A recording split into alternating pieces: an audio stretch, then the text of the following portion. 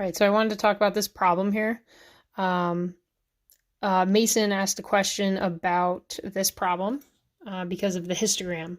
So this is another paired test because it's clearly paired by the batter, um, not independent groups. And another thing you can look at instead of the histogram. So I have already in here the data, and my histogram looks like that. And that doesn't look very good. Another thing you can look at is the normal probability plot, which I completely overlooked for some reason. If you remember back when, all the way back to part 1, this is on page 126, we probably very briefly talked about the normal probability plot. And if you remember, in the normal probability plot, you're looking to see if it is straight enough. If it's straight enough, that means for every negative if it's a perfect line, what that means is for every negative z-score exists its positive z-score's counterpart, in which case it would be a perfect line.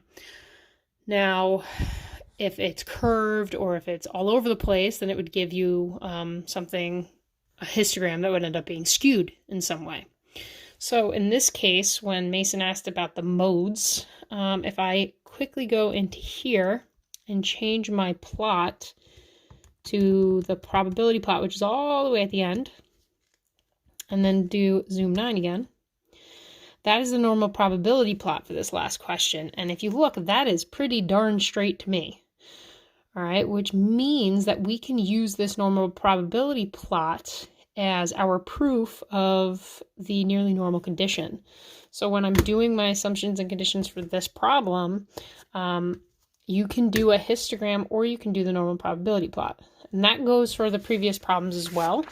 When I post my answers to this, you'll see that for this one, the third one technically, I did a probability plot because my histogram didn't look very good. So I said, all right, well, let's take a look at the probability plot and see if that gives me a different picture or a better picture of if this data is okay. The one to the second one, I believe I got like a perfectly symmetrical histogram, so I didn't need to look any further. Now, you might be sitting there saying, you know, isn't that kind of ridiculous? You're just trying to find a picture that works so you can continue. Well, no, I mean, technically, if I got this normal probability plot and this also was severely curved, then no, I would have to stop. But the point is, that's why we look at a bunch of different pictures. And normally in the real world, what you would do is you would give both pictures and you would let the reader, whoever they may be, decide if it was normal enough for them to accept your results as valid. And that's statistically accurate.